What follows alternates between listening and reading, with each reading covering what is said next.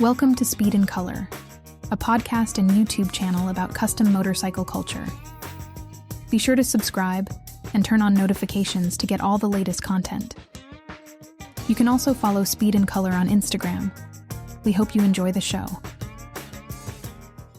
Hi there, how are you doing? Hey, welcome to another episode of Speed and Color. Today, some updates. Got some, as Rhino says, some housekeeping to do. Want to bring you up to date on a few things. We're going to do a follow-up on the Sportster, and we'll get into that in a little bit here. Also want to do a follow-up on the MultiTool Grinder. Learn some things that I want to share with you and clarify for you. So we're going to get into all of that. What I'm going to do too, I'm going to break this episode into chapters. I'm going to start off here. What I want to update on initially is upcoming shows and stuff. I mean, hey, riding season's here finally. We're going to be getting out. There's lots of things going on. June is always a super busy month, so I want to go over some of the things that are happening there. Maybe you're not interested in hearing my spin on shows or local shows.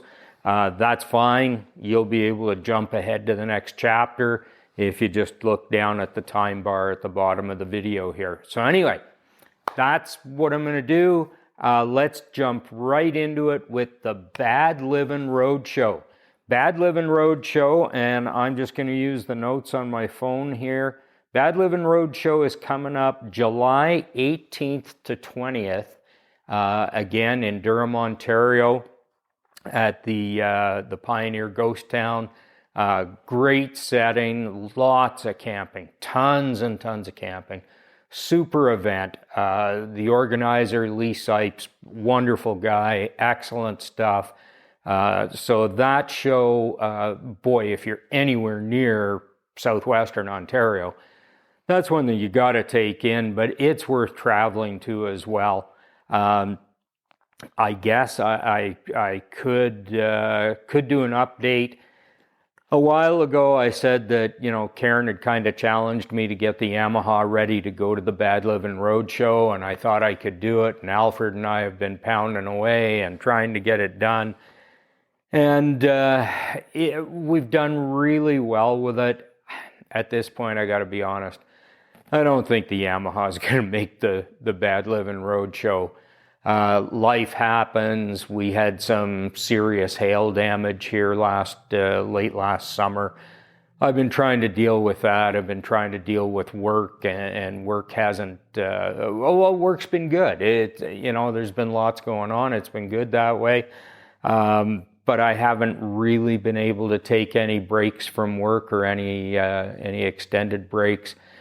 Vacation is limited. Anyway, it all adds up to I just don't think I'm going to be able to get it totally done. The clock is ticking. And I don't want to cut corners. I don't want to do a bad job on it. I'm so happy with the way it's coming along that I want to make sure we get it right. So I don't think we're going to be taking the XS650 down to the Bad Livin' Roadshow. However, I believe Karen and I are going to go anyway. We're going to record a couple episodes of Speed and Color. We'll go back and see everybody and get caught up with everybody and stuff, and should be tons of fun. We just won't have a bike with us this year, and unfortunately, there's no time to drive down this year. I would take the Sportster again, put the other tins on it, take it down, different bike, so to speak. But again, that's 3 days of driving, 6 days in total plus your days there. I just don't have that kind of time off work to be able to do that. So there's good news on the horizon about that. Let's just say that next summer is going to be a totally different deal for Bruce. Bruce is going to be in control of the time next summer, and I'll leave it at that for now. So the XS650 most likely is not going to make the Bad Livin' Roadshow, but Karen and I will. The other super cool thing about the Bad Livin' Roadshow is that Luciano. So Luciano Capasso. Luciano, I should have found out how to pronounce your last name. I apologize, buddy. Luciano's what would he be, like a videographer? He was at the Bad Living Roadshow last year and captured a whole bunch of the show, talked to people, did interviews. Guy's fantastic. Never runs out of energy. Oh my goodness. That guy is just going all the time. Luciano Capasso Productions, LCP. Luciano's put together a documentary on the Bad Living Roadshow. The trailer looks fantastic. Drone footage, all kinds of stuff. I think it's going to be absolutely wonderful. Apparently the video, from what I'm seeing, drops on June 8th. So if you're at all interested in quality motorcycle video productions, that's one that you're going to want to check out. I would just search, I don't know what the title is. I'm going to assume the title has Bad Living Roadshow in it.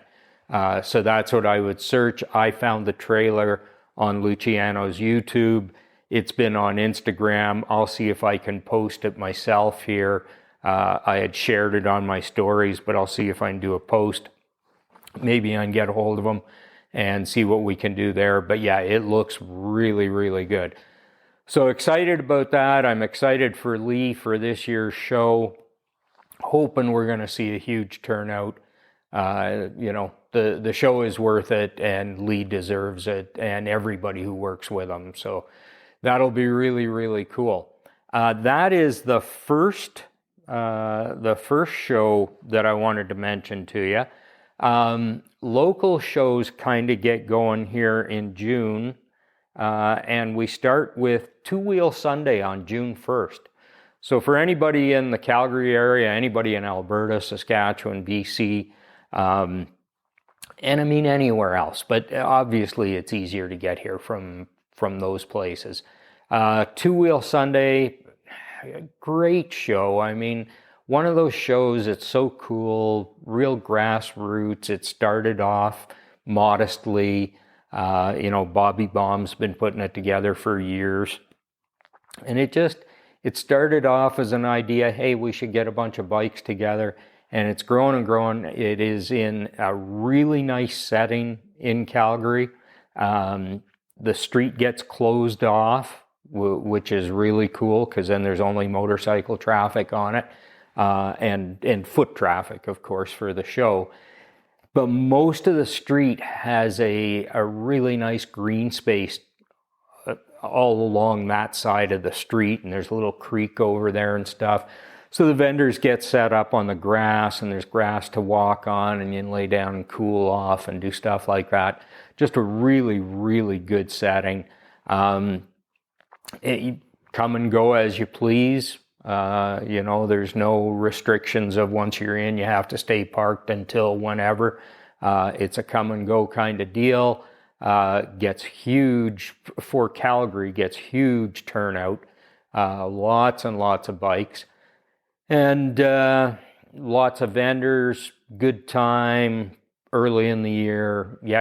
It's a good deal all the way around. So Two Wheel Sunday, June 1st, I believe gates open or the street opens at like 10. And the show goes 10 until 4 in the afternoon, something like that. So a really good show to attend. There'll be lots of stuff out there this year. They're doing an FXR show as part of it. There's always a show and shine, but this year there's an FXR deal, which those are becoming pretty popular, pretty common, pretty popular. So there'll be the FXR deal. I don't know what else Bobby's got lined up for features, for special things. I know I'm going to be helping out with the Vintage Japanese Motorcycle Club.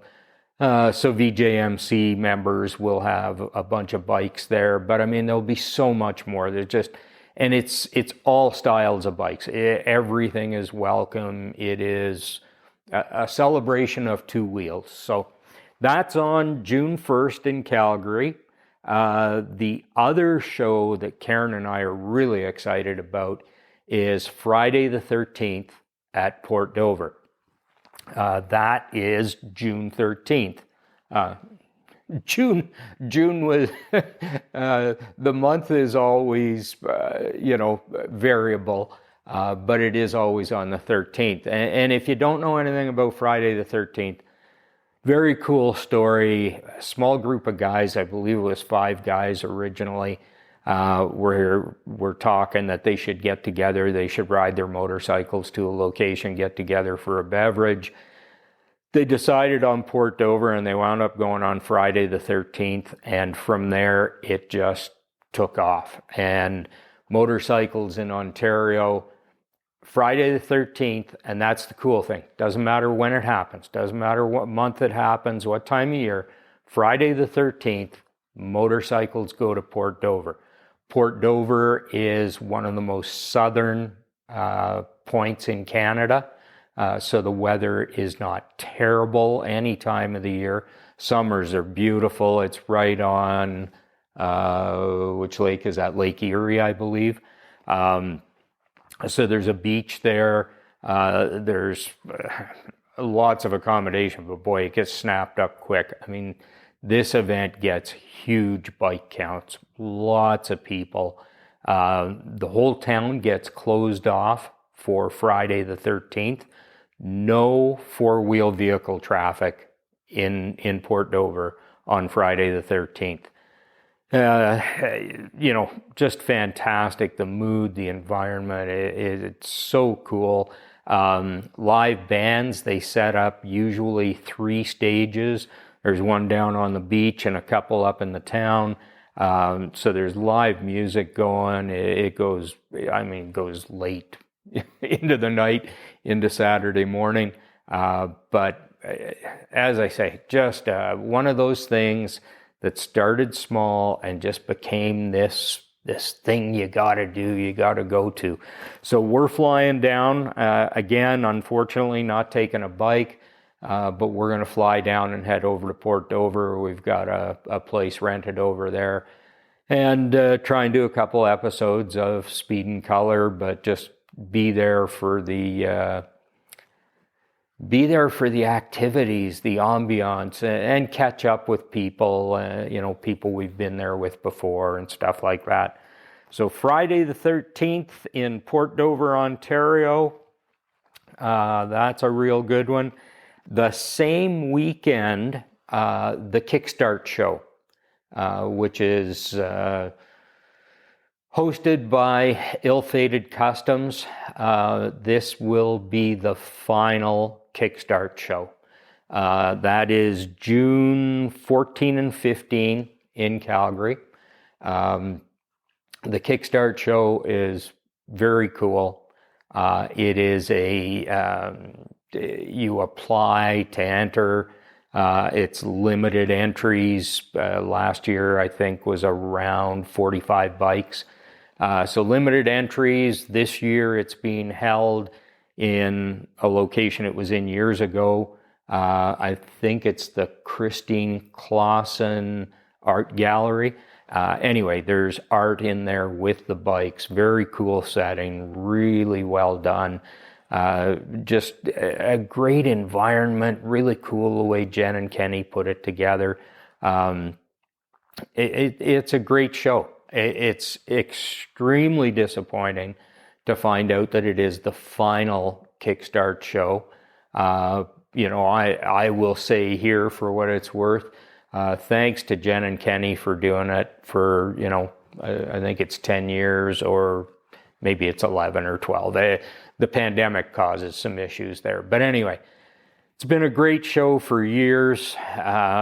Super cool format, really well attended. But at the same time, too, I totally get it. This is a huge undertaking, putting a show on like that. And these poor folks are trying to run a business and do a bunch of other stuff and have a family and all the rest of that. And as I say, disappointing. However, Jen, Kenny, you have done a great job for years. I want to say thank you, and I think I'm saying that on behalf of the whole custom motorcycle community in Calgary. Just a really good deal. We appreciate that you've been there, and I got to tell you, I have a lot of respect for the fact that you're saying this is it. It's done. It's run its course, and it's over. I think too many times people try and hang on to these things, and that a lot of the time that doesn't work out. If you don't have that same initial passion and love for the event, it just doesn't seem to carry on well. So I would rather see the Kickstart show end and go away, and something else, not necessarily the same weekend, not the same format, but something else will come along and take its place, and that's fine. That's good. That's evolution. That keeps us moving forward. So all good. The other show that happens in June, and I don't know if we're going to make it there this year or not. We might try. Anyway, June 21st and 22nd, Born Free, California, Silverado, California. Karen and I have been there twice now. I got to take a bike. Actually, 2026, I'm hoping that I'll be able to take a bike. I got to tell you, driving out there to see the show, you see all the choppers, coming through the canyon and carving that road, and the highway's beautiful. The scenery is fantastic. The pre-parties, the whole thing. I mean, Born Free, and it's huge. And they have they have things there like the Wall of Death, and the Ives brothers are there putting on their show, and they have, invited builders, and that part of the show is fantastic. And the quality of bikes, and, the people, and the number of bikes that turn up, and you have grass passes so that you get in the show and you're parked on the grass, and you're part of the show that way. But then you walk out, if you walk out to the parking lot at 2:00 in the afternoon, oh my goodness, the bikes that don't get into the show. There's bikes in the parking lot like you wouldn't believe. It is fantastic. One of my favorite shows for sure. Maybe my favorite show. That and Friday the 13th are a toss-up. But Born Free, California, if you haven't done it, you really need to. I would highly recommend getting a bike down there. As I say, we just love the area, the event, and everything so much. We go, but I have to get down there with a bike, and I think it probably needs to be the Sportster at this point, to have that down there and ride from wherever we're staying out to the event. That would be an experience. That would be cool. So that event is on, what did I say here? June 21st, 22nd. So June is just action-packed, two-wheel Sunday, Kickstart show, Friday the 13th, Born Free, California. Just an action-packed month, and lots to do. And then the summer just takes off from there. I mean, you guys know how it is, you guys and gals. So that's where things are at. We're going to try and be at least a couple of those events. Yeah, it's going to be a good summer. I can feel it coming on. Okay, I want to update you on the MultiTool, and I want to do a follow-up on the Sportster. I am going to rearrange things here, get set up, and record a couple more segments. Before I go, I want to say thank you for being here. Thank you for watching Speed and Color, or listening, sorry. Thank you for listening. It is a podcast and what do we call this? A video podcast? Geez, I hate that term. Anyway, it's a YouTube channel and a podcast. Really appreciate you being here. We're on Instagram. If you could follow, that would be great. If you want to share any of the posts or anything like that, if you want me to hit you as a collaborator on posts so that they go onto your feed, we can work something out and do that. On YouTube, of course, there, I'd really appreciate it if you'd subscribe. By all means, leave a comment. Tell me what we're doing right. Tell me what we're doing wrong. Tell me what you love. Tell me what you hate. I'm good with all of it. Ask a question. I do respond, not always right away, but I do my best to respond to everything that comes in. Give us a thumbs up. Turn on the notifications. We got build stuff happening on Speed and Color, where we try and track some actual builds and do some more technical stuff, if you want to call it that. So there's build stuff, and of course the podcast. You can get it on any of the podcast platforms. Again, if you were to subscribe, that would be great. And where possible, if you want to leave us a comment, ask us a question, go ahead. Certainly don't seem to see much of that. YouTube seems to be the hot spot for that kind of stuff. But it's all good. We appreciate all of it. In the meantime, build safe, ride safe, be cool. I wanted to give you an update on the MultiTool Grinder. If you watched the last episode, I did quite a lengthy explanation on this. One of my favorite shop tools. I think if you watched my previous video, you can tell I like this tool. I'm a believer. And MultiTool, you need to know I'm a believer in your product. But in that video that I did, I mentioned that I wished I had built my stand so that this could pivot up and I could use what's the bottom side right now, but what would become the face of this to grind stuff. For doing those exhaust pipes, for doing a bunch of stuff, it would be really nice to work on this surface if it were standing straight up.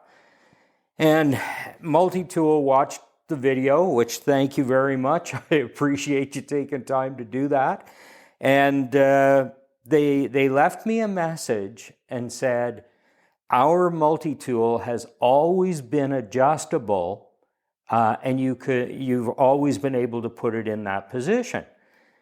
And I read the comment and I thought, holy smokes, Bruce, you dumb bastard, how did you miss that? I was really ashamed of myself there when I saw that.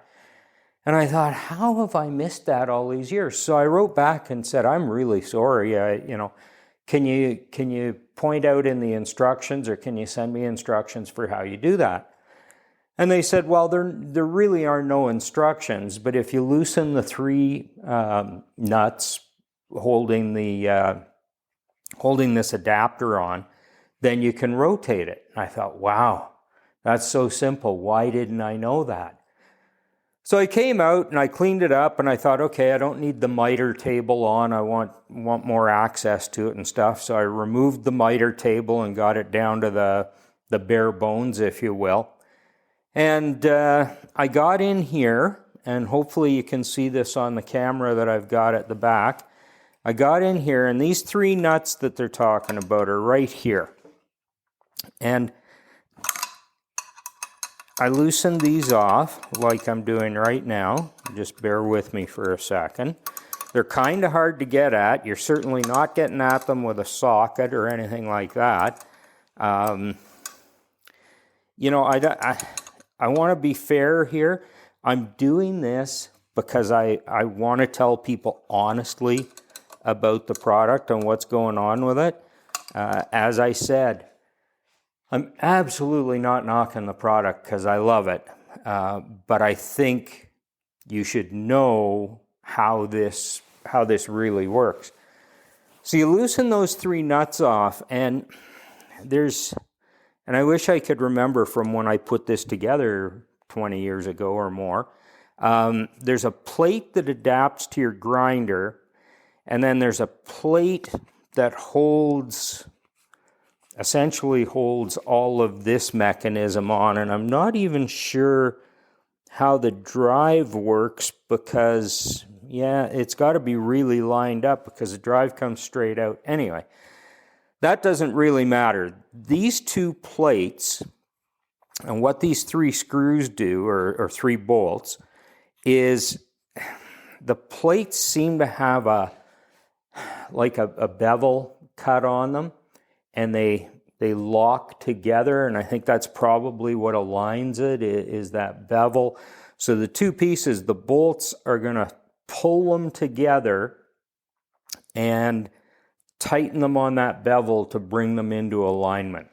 Not a bad design. Design works fine, but here's the problem, or here's the part of the challenge. So you loosen those off, you go to move this, and you go, oh, what the heck? Well, what has happened, and sorry for anybody listening to the podcast, I was just trying to move this into the upright position, stand it up, and it will not rotate on this bracket at all. It's pretty much locked in position, even though the nuts have been loosened off.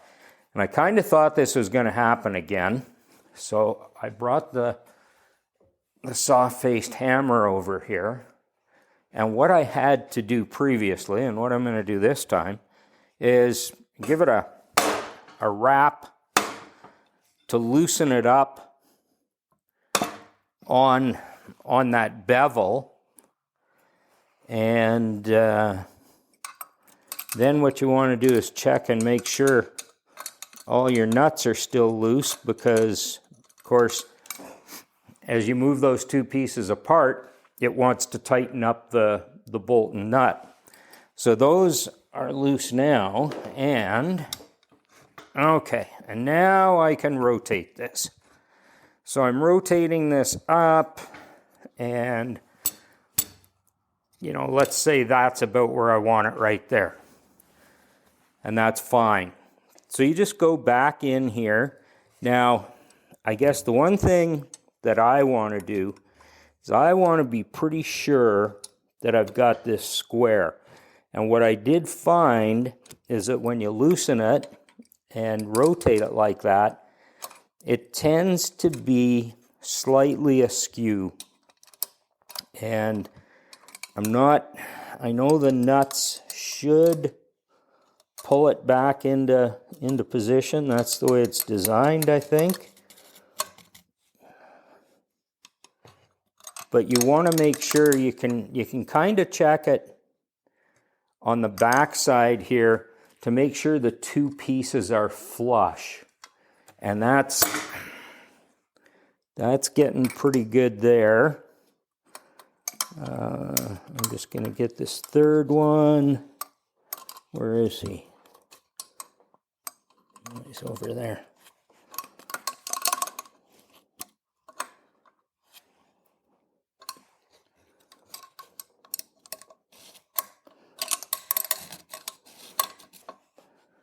Okay.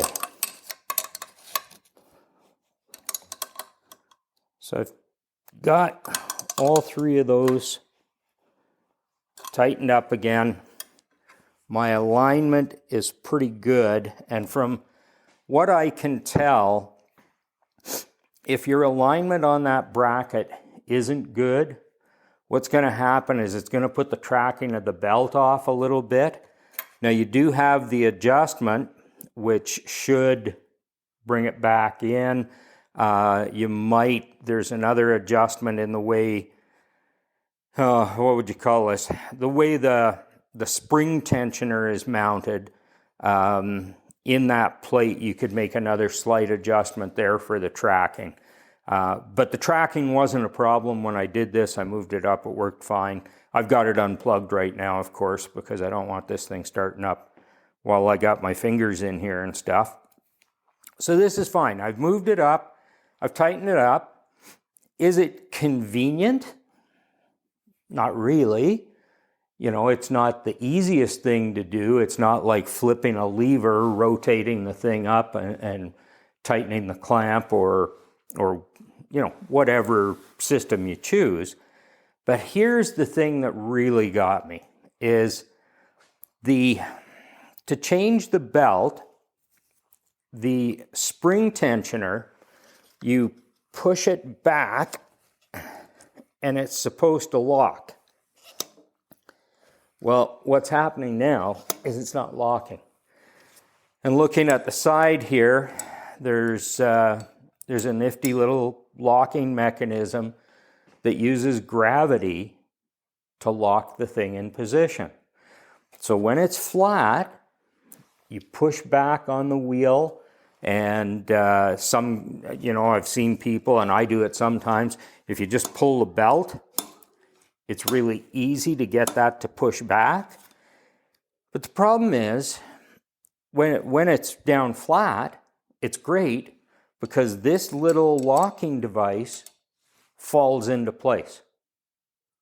And then once you have your new belt on, you just push that lever, it unlocks, and away you go. If it's in this position, there's no gravity to lock that. Now, I could, with one hand, there we go, with one hand grab the belt and pull it and push the lock into place, which works fine. Now, I could change my belt and I undo that and the tension comes back on. So it is doable in this position, but again, I wouldn't call it convenient.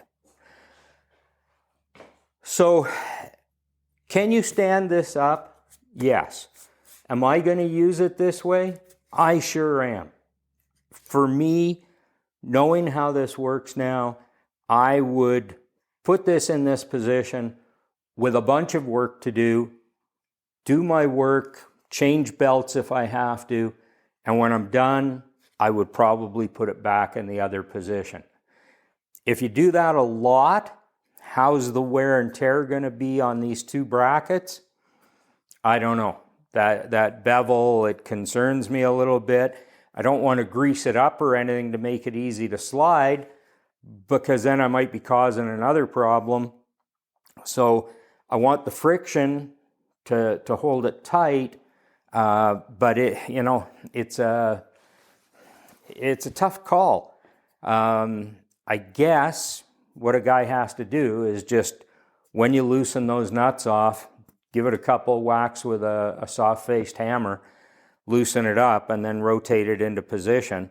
So yeah, I'm going to use it that way, and it's worth it for me.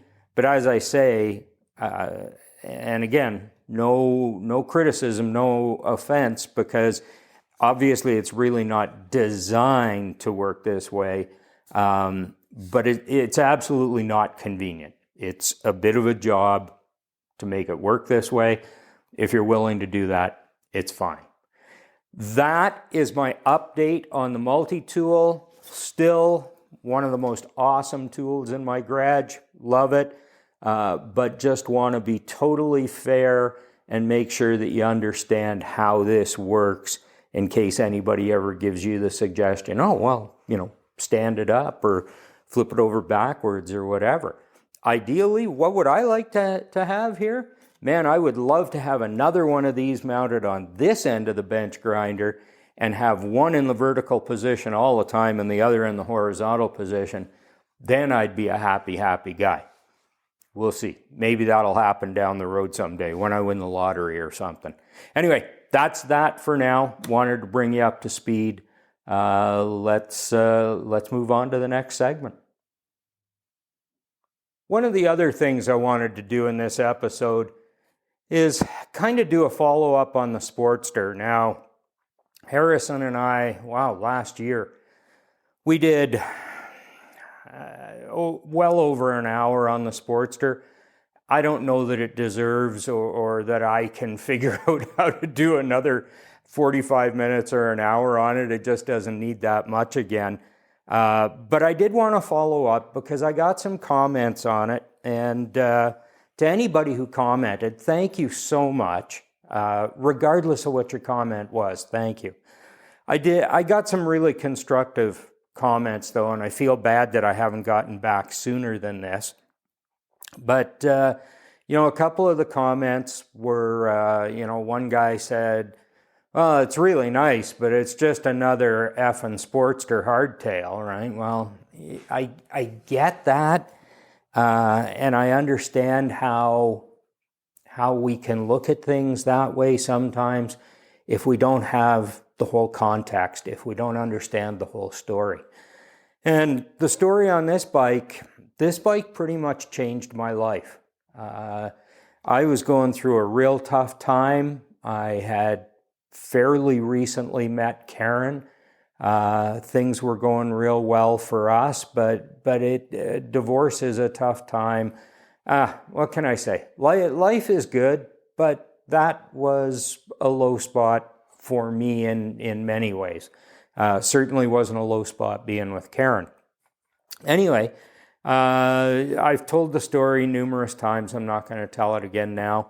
But Karen bought me this bike in the state it was in then, and it was super cool, and it just made such a difference to me. And the one thing I remember telling me, when I said, you really shouldn't do something like this, and she said, I'm backing a winner. And I hope that over the years, maybe I've proven to her that she was right. Some days I don't know that, but you know what? We've done okay. We're comfortable. Life is really, really good. And this bike was part of the motivation, part of what drove me to keep going and to press on and to win in the end. And I think I did. So that was one comment. To me, it is not just another Sportster, obviously. To me, it's got so much significance, and having done the paint myself and all the work I did and the fabrication, and to bring it up to the detail and the bike that I really wanted it to be, but keeping so much of the originality, was a challenge, but it just, again, it gave me confidence. I was able to do something that I hadn't done in a long, long time, and now I have this thing that, I've said this before too, that sometimes we come across a bike that just fits us. It just works. And this bike is one of those bikes for me.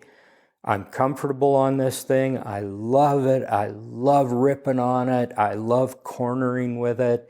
I push it hard, and it just, I'm never worried on this bike. It just treats me right, and we have a pretty good time together.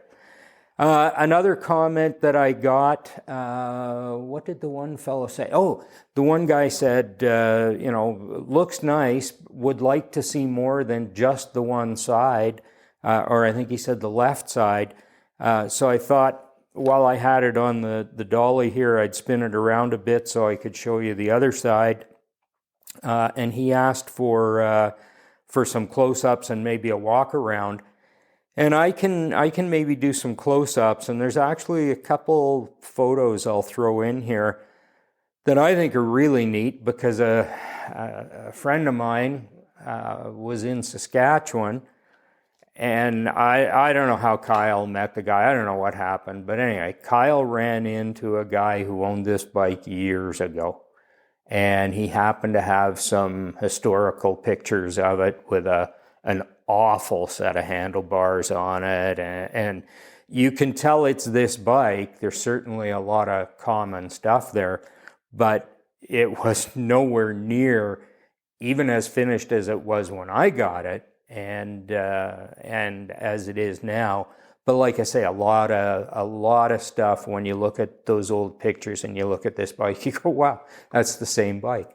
So that's kind of cool, and I'm going to throw those in. But what I was going to say is, I'll get Karen to do some panning kind of stuff for me. And again, I've told this story, or I've mentioned this before, and I don't want to go on and on about it. But I was diagnosed a couple years ago with essential tremor. It's a crappy deal, but you know what? It's not a life stopper or anything like that.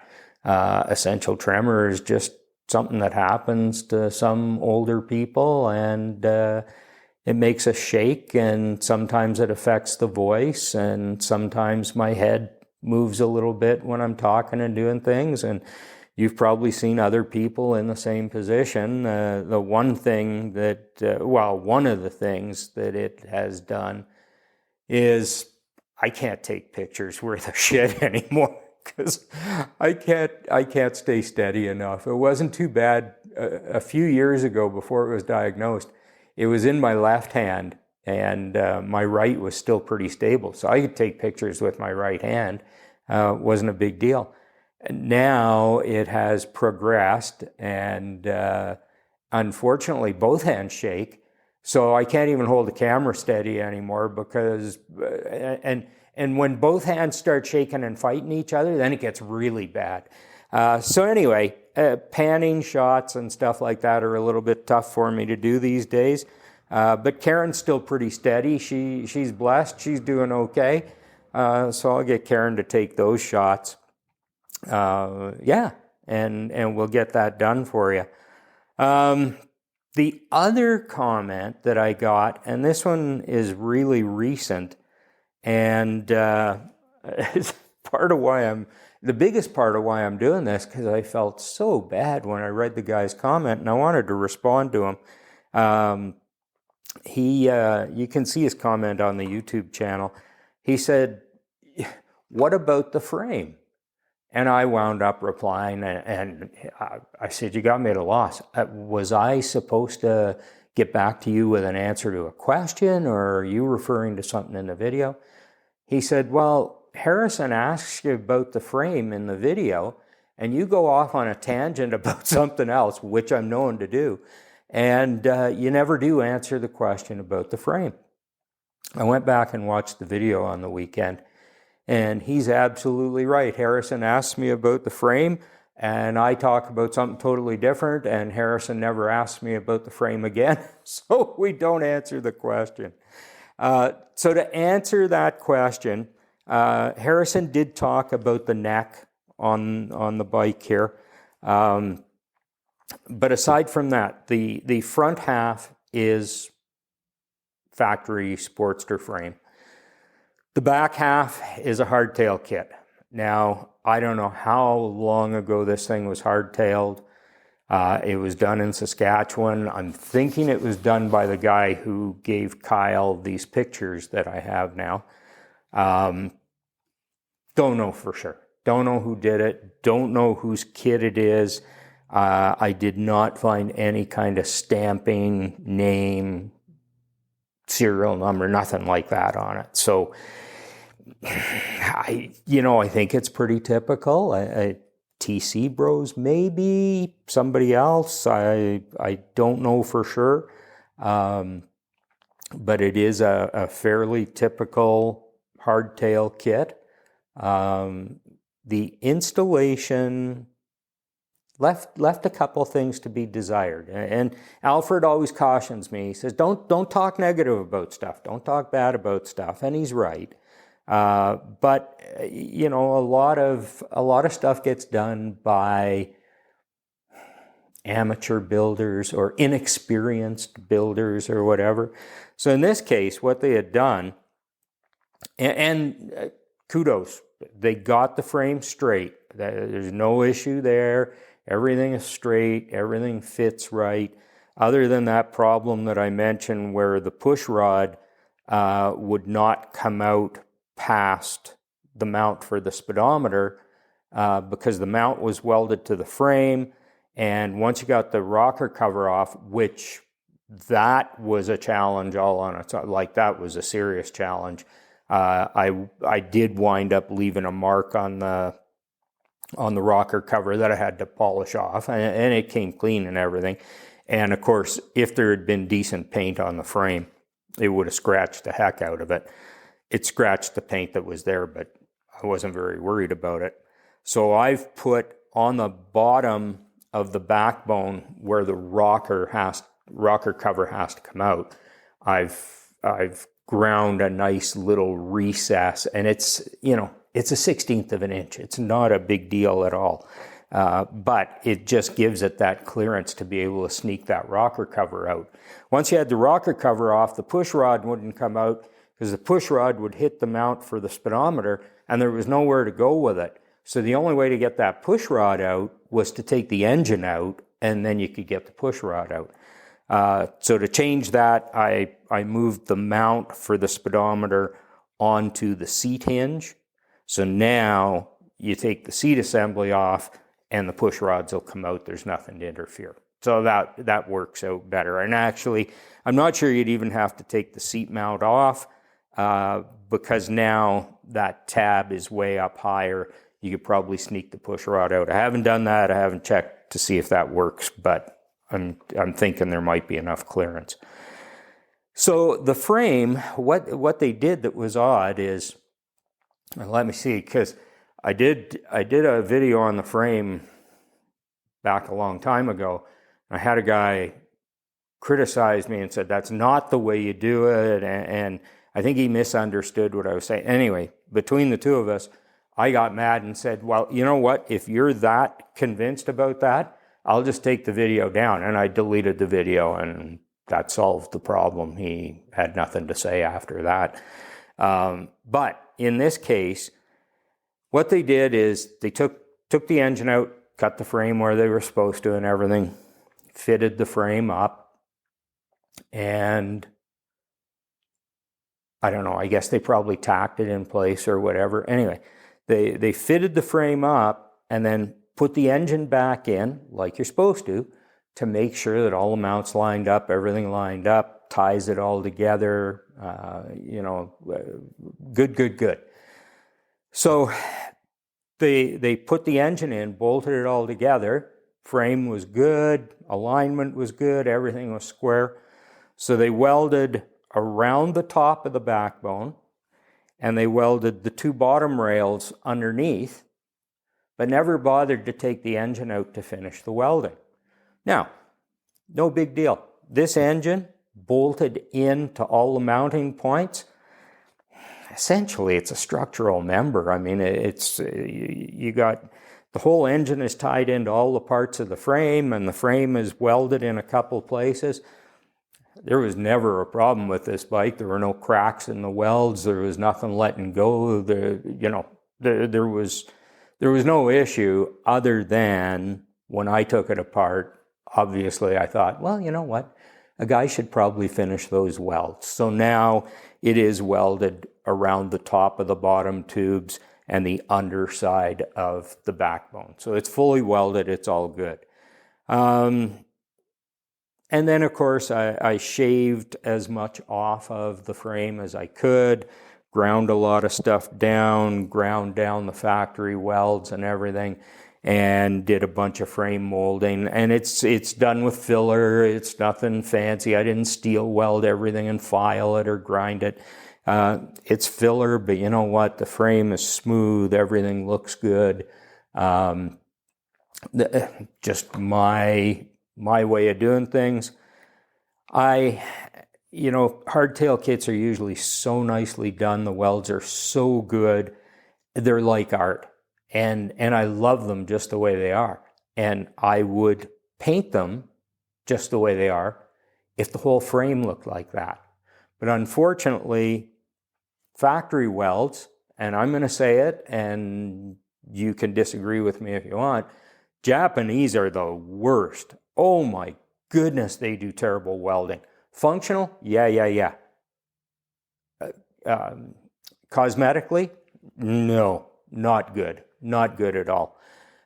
So anyway, Harley, better than Japanese welding. Still, cosmetically, the look of a Harley factory weld with a beautiful TIG weld from somebody who does hardtail kits, not so much. I'm not a fan. So the only option is to smooth everything and make it look the same in my world. So that's what I did. That's pretty much it about the frame. With that side showing, you can see the points cover that Harrison was mentioning, the modification for the chain, the chrome primary, beautiful Paco exhaust. Really love the angles and everything on the exhaust. And good old Tim, the fabricator, man, he would not accept anything other than those two pipes being absolutely parallel. So Tim and I worked on that, and that worked out really, really well. Fuel shutoff valves, some racing AN shit, looks good, works really, really well. What I did in the tank is I have one of these on each side for, although I'm not a symmetry guy, it does make it symmetrical, which is kind of cool in this case. All I did was on the inside of the tank, on the AN fitting that goes into the tank bung, I put an extension on the one side, and that's my primary side. So it runs out of gas when it gets to the top of the tube. On the other side, there is no tube. It's flush down at the bottom. So I've got, it wouldn't even be a quart, I don't imagine, but there is a little reserve there to hopefully get me to a gas station if I'm ever caught in that position. Other than that, I mean, the chrome rear sprocket was on the bike, the chrome chain. It's just kind of cool the way it's all put together. The Roland Sands pegs, they fold up. That's nice. We got some pike nuts on the pegs there to hold them in place. I don't think there's much else to tell you about this other than it's just a lot of fun. Just a lot of fun. A great bike, and I was one of those guys at one time I thought, oh, Sportster, whatever, your girlfriend's bike, Not now. This thing is just a blast. Real men ride Sportsters. It's just a lot of fun, and I am absolutely blessed, privileged, all that stuff to have this thing, and this one is going to be around for a long time. Don't know who's getting it when I die, but somebody will get it. We'll leave it to somebody. That's the update on the Sportster. Oh, and I will say, somebody else on a comment mentioned that they would like to hear it running and see it moving, have some video of it.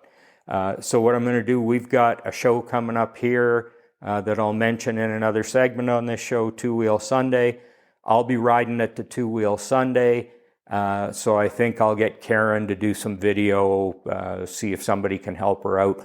We'll get some video of it going down the road, having a little fun with it, and I will add that into my Two Wheel Sunday episode, because I think I'll do a show based on Two Wheel Sunday there. So anyway, I will get to that. It's pouring rain outside right now, and it's supposed to pour rain for the next 8 days. So I just don't think there's going to be an opportunity to do that.